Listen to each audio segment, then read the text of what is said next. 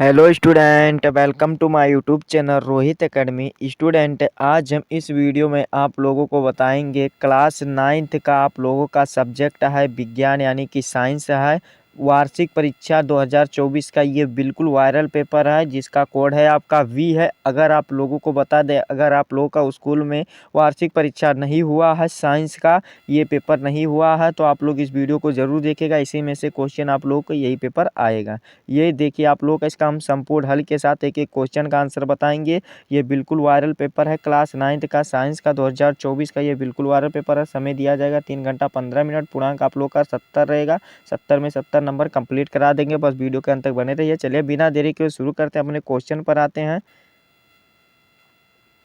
तो यहाँ पर देख सकते हैं हमारा क्वेश्चन यहाँ से खंड आ से स्टार्ट होता है, जिसमें से उपखंड का दिया गया है, जो कि भौतिक विज्ञान के प्रश्न दिए गए हैं, यानी कि फिजिक्स के क्वेश्चन दिए गए हैं। इसमें पहला क्वेश्चन दिया गया है कि स्मॉल जी का अर्थ है, यानी कि जो स्मॉल जी का क्या अर्थ होता है हमें ये बताना। हमारा ऑप्शन जो ए वाला दिया गया है पृथ्वी का आकर्षण बल, बी वाला ऑप्शन दिया गया गुरुत्व, सी वाला ऑप्शन दिया गया गुरुत्वाकर्षण की दिया गया यानी कि ग्रेविटेशन दिया गया ग्रेविटी, और ये ग्रेविटी। और फिर डी वाला ऑप्शन दिया गया स्वतंत्र रूप से गिरती हुई वस्तु का वेग में त्वरण, यानी कि इसका क्या होगा। स्मॉल जी का जो अर्थ होता है, राइट, जो सही अर्थ होता है वो स्वतंत्र रूप से गिरती हुई वस्तु का वेग में त्वरण होता है, यानी कि डी वाला ऑप्शन हमारा राइट हो जाएगा। बहुत सारे स्टूडेंट गुरुत्व पर लगा देंगे, बहुत सारे स्टूडेंट यहाँ पर बहुत गलती करते हैं। सभी जितने भी क्वेश्चन बता रहे हैं आप लोगों के एग्जाम के लिए वेरी इंपॉर्टेंट है। ये हमारा डी वाला ऑप्शन राइट हो जाएगा। ठीक, एक नंबर हमारा कंप्लीट हो गया। फिर अगले क्वेश्चन की ओर बढ़ते हैं।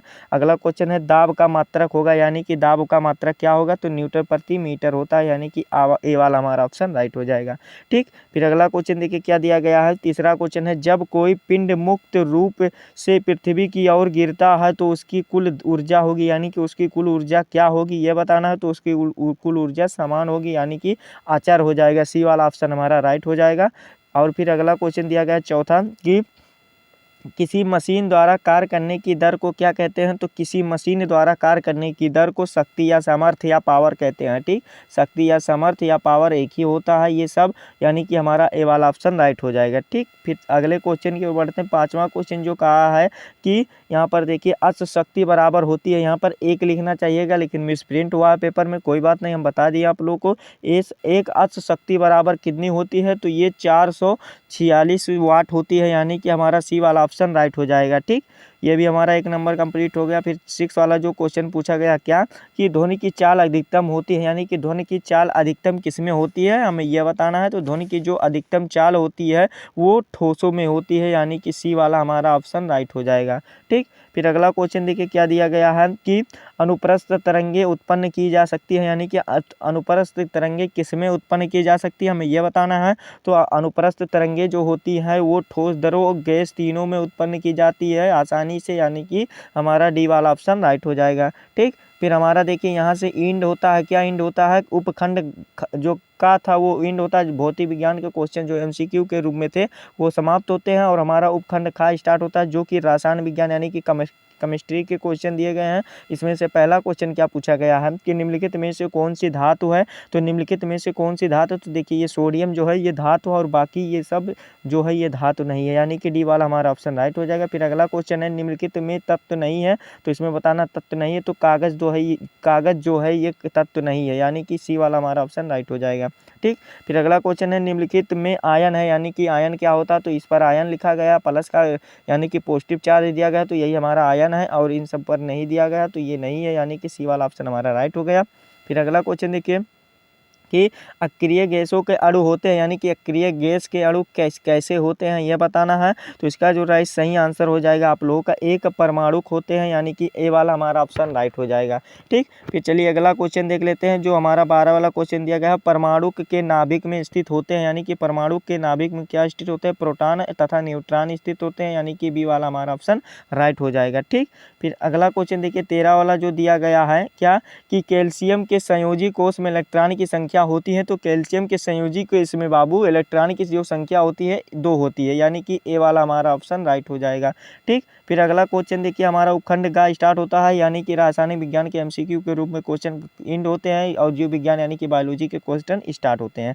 ठीक, इसमें पहला क्वेश्चन दिया गया है, यानी कि 14 वाला क्वेश्चन दिया गया है कि केंद्रक के अलावा वह अंगक जिसमें डीएनए होता है, तो ये कौन सा है, हमें इसका जो राइट आंसर हो जाएगा माइटोकॉन्ड्रिया होता है, यानी कि हमारा सी वाला ऑप्शन राइट हो जाएगा, इसी में डीएनए होता है। ठीक, फिर अगला क्वेश्चन देखिए क्या दिया गया है, यहाँ पर 15वें क्वेश्चन की ओर बढ़ते हैं कि क्लोरोफिल का प्रयोग करके प्रकाश संश्लेषण करने वाले वर्ग को क्या कहते हैं, तो इस वर्ग को जो कहते हैं, इसका जो राइट आंसर हो जाएगा आप लोगों का इनमें से कोई नहीं, यानी कि इसमें नहीं दिया गया है। तो देखिए इस वर्ग को जो कहते हैं फोटोसिंथेटिक पिगमेंट कहते हैं, तो हमारे ऑप्शन में नहीं दिखाई दिया होगा, दिया रहा, यानी कि डी वाला ऑप्शन राइट हो जाएगा।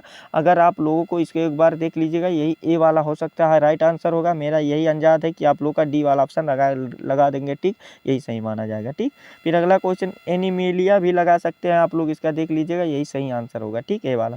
फिर अगला क्वेश्चन देखिए क्या दिया गया है कि 16 वाला अनुवांशिक सूचना का वाहक कौन है, यानी कि जो अनुवांशिक सूचना को संदेश पहुंचाता है वो कौन है, तो इसका जो राइट आंसर जो है डीएनए होता है, यानी कि डीराइबोन्यूक्लिक एसिड होता है, यानी कि हमारा बी वाला ऑप्शन राइट हो जाएगा। ठीक, फिर अगला क्वेश्चन 17 वाला जो दिया गया है गुणसूत्र बने होते हैं, यानी कि गुणसूत्र किसके बने होते हैं हमें ये बताना है। तो गुणसूत्र जो बने होते हैं वो डीएनए एवं प्रोटीन्स दोनों के बने होते हैं, आप लोगों का हमारा डीएनए ये सी वाला ऑप्शन हमारा राइट हो जाएगा। ठीक, फिर अगला क्वेश्चन 18 वाला जो दिया गया है तंत्रिका ऊतक कहाँ नहीं पाई जाती है, हमें ये बताना है। तो तंत्रिका ऊतक जो कहाँ नहीं पाई जाती है, तो इसका जो सही आंसर हो जाएगा ये कंडराओं में नहीं पाई जाती है, यानी कि हमारा सी वाला ऑप्शन राइट हो जाएगा। ठीक, फिर अगला क्वेश्चन 19 वाला दिया गया है फ्लोएम में पाए जाने वाले, यहाँ पर देखिए मिक्स प्रिंट इस पेपर में भी वही है, जाने रहेगा जताने लिखा है यहाँ पर, तो जाने रहेगा जाने वाले निर्जीव पदार्थ हैं, यानी कि कौन से पदार्थ है, तो ये चलनी नलिकाएं कोशिकाएं हैं, यानी कि हमारा डी वाला ऑप्शन राइट हो जाएगा। ठीक, फिर अगला क्वेश्चन 20 वाला जो 20 वाला पूछा गया निम्नलिखित में से चारा फसल यानी कि फोडर क्रॉप नहीं है, यानी कि हमें ये बताना है। तो जो जौ होता है ये फोडर क्रॉप नहीं होता, यानी कि चारा जो मतलब जो आप लोग एनिमल को खिलाते हैं वो चारा नहीं होता है, यानी कि घास नहीं होता है, और ये अनाज होता है, यानी कि हमारा डी वाला ऑप्शन राइट हो जाएगा। ठीक,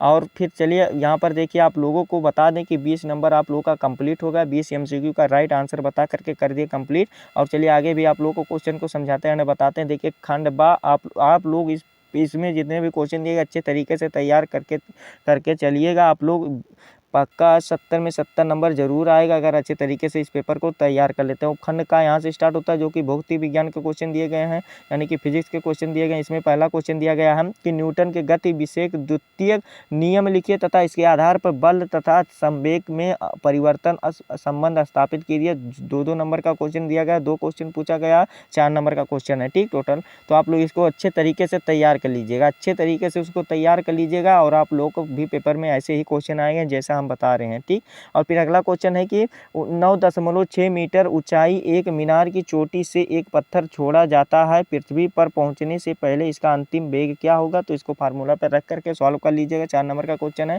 फिर अगला क्वेश्चन है ध्वनि तरंगों के यांत्रिक तरंगों क्यों कहते हैं, तरंग का कौन सा गुण निम्नलिखित को निर्धारित करता है, प्रबलता या तारत्व। और दो नंबर का क्वेश्चन है, 4 नंबर का टोटल है, तो इसको भी सॉल्व कर लीजिएगा। फिर अगला क्वेश्चन चौथा दिया गया है कि किसी वस्तु का चंद्रमा पर भार पृथ्वी के इसके भार के 1/6 गुना है, क्यों होता है। 6 नंबर का क्वेश्चन अथवा करके बीच में दिया गया है कि यदि किसी कार की द्रव्यमान 1500 kg है तो उसके वेग में 300 किग्रा घंटा से 700 किलोमीटर घंटा यानी कि केमी घंटा और 30 केमी घंटा से इतना हो जाता है, तक बढ़ाने के कितना कार्य करना पड़ेगा। तो इसको फार्मूला पे सॉल्व कर लीजिएगा, आप लोग का 6 नंबर ये भी सॉल्व हो जाएगा। और फिर अगला क्वेश्चन देखिए क्या दिया गया है यहाँ पर कि अगला क्वेश्चन दिया गया है कि रासायनिक विज्ञान के क्वेश्चन उपखंड खा में दिए गए हैं कि समस्थानिक और समभारिक में अंतर स्पष्ट कीजिए, तो इसको अंतर स्पष्ट कर लीजिएगा। 4 नंबर का क्वेश्चन ये भी है। और फिर 6 वाला क्वेश्चन दिया गया है, बहुत आसान क्वेश्चन, वैसे समझने के ऊपर आप लोग को डिपेंड करता है, आसान क्वेश्चन वैसे दिए गए हैं और ऐसा ही आप लोग का पेपर में भी आएगा क्वेश्चन। ठीक, एक परमाणु को आंख से देखना क्यों संभव नहीं होता, परमाणु द्रव्यमान इकाई को परिभाषित कीजिए। 4 नंबर का ये भी क्वेश्चन, तो इसको कर लीजिएगा। फिर अगला है कि भौतिक और रासायनिक परिवर्तन से आप क्या समझते हैं, उदाहरण सहित भौतिक और रासायनिक परिवर्तनों में अंतर स्पष्ट कीजिए। 6 नंबर का टोटल क्वेश्चन है, इसमें अथवा करके भी दिया गया है क्या, कि कैथोड किरणों की खोज किस प्रकार हुई और कैथोड किरणों के प्रमुख गुणों का वर्णन कीजिए। तो इसका वर्णन कर लीजिएगा आप लोग, इसको सॉल्व कर लीजिएगा। फिर उपखंड ग स्टार्ट होता है, यानी कि हमारा जीव विज्ञान के यानी कि बायोलॉजी के क्वेश्चन वर्णनात्मक प्रश्न स्टार्ट होते हैं यहाँ से, जिसमें से पहला क्वेश्चन दिया गया यानी कि 8वां क्वेश्चन दिया गया, पादप कोशिकाओं तथा जंतु कोशिकाओं में तुलना कीजिए। 4 नंबर का क्वेश्चन यानी कि अंतर बता दीजिएगा आप लोग, 4 नंबर कंप्लीट हो जाएगा। ठीक, फिर अगला क्वेश्चन 9वां वाला दिया गया, फ्लोएम के संगठक कौन कौन से हैं, उस ऊतक का नाम बताइए जो हमारे शरीर में गति के लिए उत्तरदायी होता है। तो आप लोग इसको बता दीजिएगा, 4 नंबर को कंप्लीट हो जाएगा। फिर 10वां क्वेश्चन दिया गया, जैविक तथा अजैविक कारक किस प्रकार से फसल उत्पादन में प्रभावित करते हैं ये बताइए। तो 4 नंबर का ये भी क्वेश्चन है। फिर दीर्घ उत्तरीय प्रश्न के रूप में आ जाता है हमारा जो 11 वाला क्वेश्चन है, यानी कि 11 वाला जो क्वेश्चन है कि गुणसूत्र किसे कहते हैं, यानी कि गुणसूत्र किसे कहते हैं, गुणसूत्र की संरचना एवं कार्यों का वर्णन कीजिए। यहाँ पर 6 नंबर का क्वेश्चन है। वैसे आप लोगों से इसमें 3 क्वेश्चन पूछा गया। देखिए, गुणसूत्र किसे कहते हैं, एक क्वेश्चन हो गया, गुणसूत्र की संरचना बताइए 2 क्वेश्चन हो गया, और फिर जो गुणसूत्र का कार्य का वर्णन कीजिए, ये 3 क्वेश्चन होगा। टोटल आप लोग का 6 क्वेश्चन इसमें दिया गया। और इसमें अगर आपको ये नहीं आता तो अथवा करके भी आप लोगों को पेपर में दिया जाएगा कि गाल्जी काय पर संक्षिप्त टिप्पणी लिखिए। और खा वाला में जो दिया गया है, अंतर प्रद्रव्यी जालिका की संरचना तथा कार्यों का वर्णन कीजिए।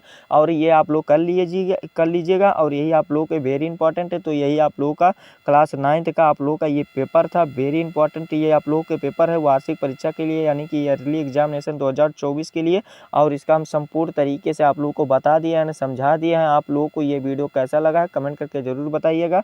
अगर आप हमारे चैनल पर नए हैं तो चैनल को सब्सक्राइब कर दीजिएगा और बेल आइकन को भी दबा दीजिएगा। और इस वीडियो को क्लास 9th के जितने भी स्टूडेंट हैं उनके पास अधिक से अधिक जरूर शेयर करके पहुंचा दीजिएगा। ठीक, चलिए मिलते हैं नेक्स्ट वीडियो में नेक्स्ट टॉपिक के साथ। तब तक के लिए जय हिंद, जय भारत, वंदे मातरम।